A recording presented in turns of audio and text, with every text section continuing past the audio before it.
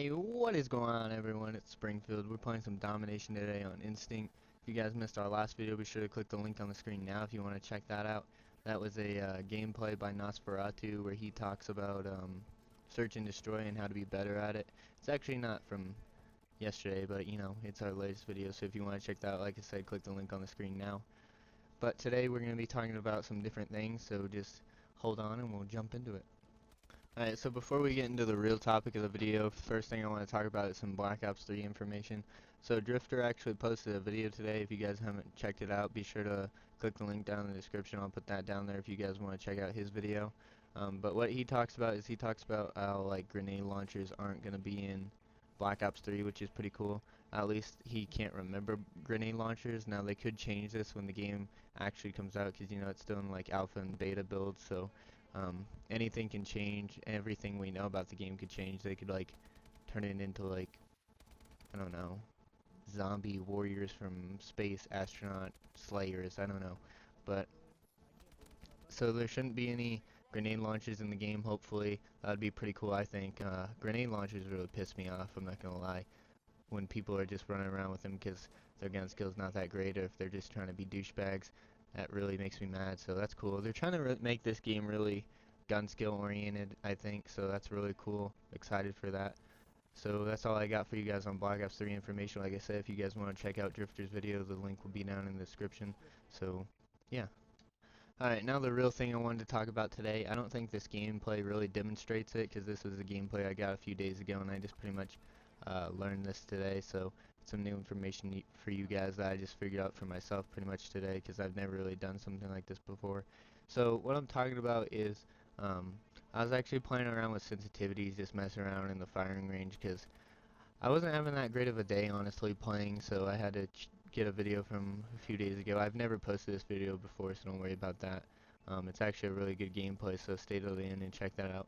But what I'm actually talking about today is sensitivity.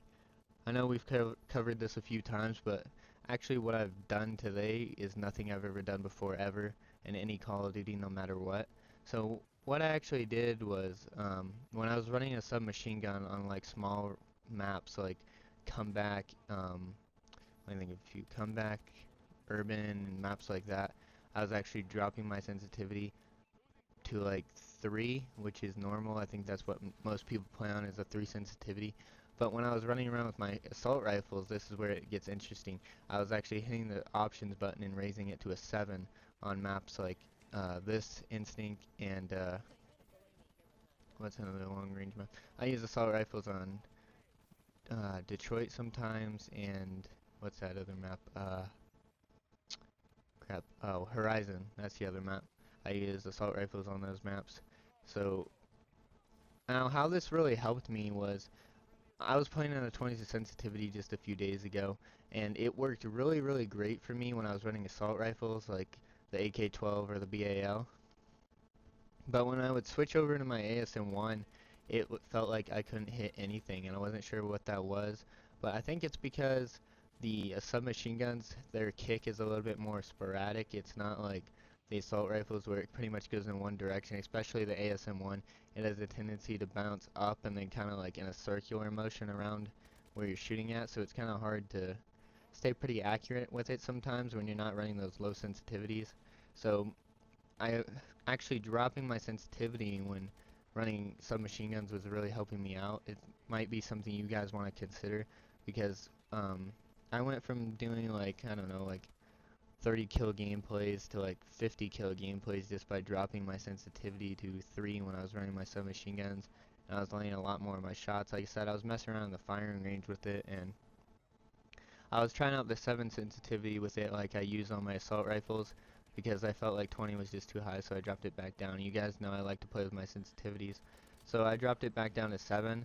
I was messing around with the ASM-1 in the firing range, and I actually ended up getting like a 15 second, like 15.9 second run with it with like 74% accuracy. Then I dropped my sensitivity to a 3, and I actually ended up getting a 9.9 run with 84% accuracy, which is a big difference. That's 6 seconds off? Yeah, 6, yes, exactly 6 seconds off. and a 10% accuracy boost, so that's actually extremely good. But I tested it again with my assault rifles, and I did like from 7 to 4. I tested because 3 is just too slow for assault rifles. I think you sway back and forth too soon if you don't practice it a lot.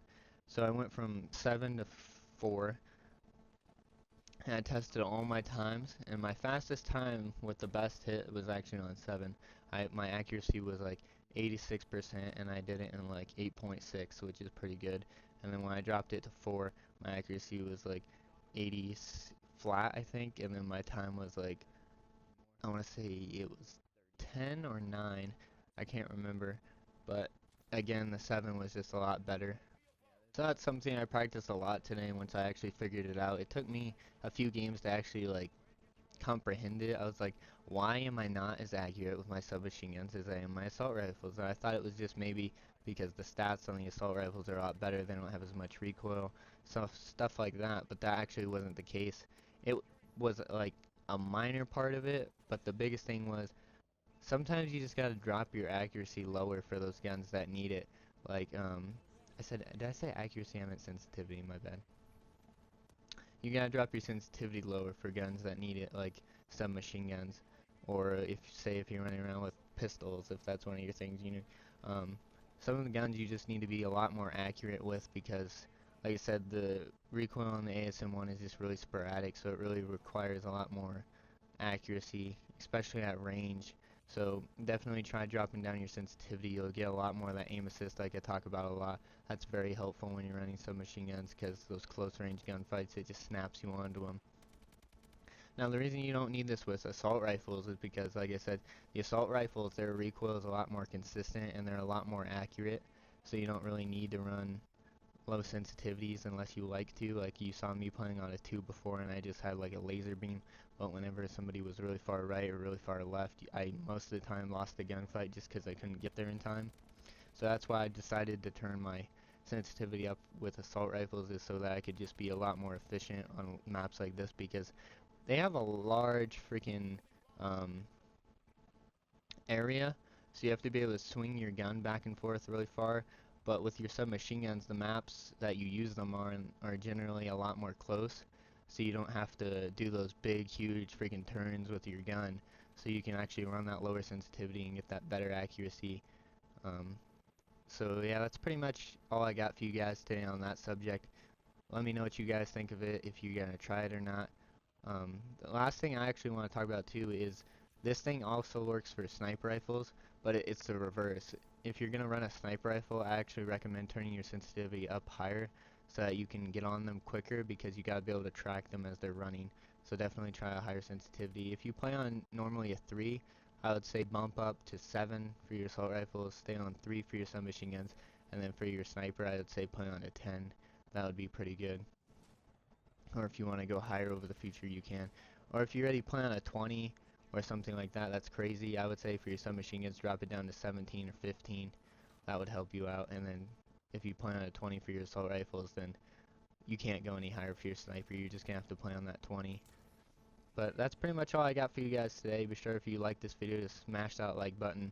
That always helps me out. So thank you guys for watching. Subscribe if you haven't already because it really helps the channel grow. Thank you guys for watching. I'll see you guys in the next video. I love you. I'm going to play music for this last little part, so I hope you enjoyed the gameplay. I ended up going 55 and 10, if you were wondering. So thank you, and I love you guys. Later. Make some noise out there!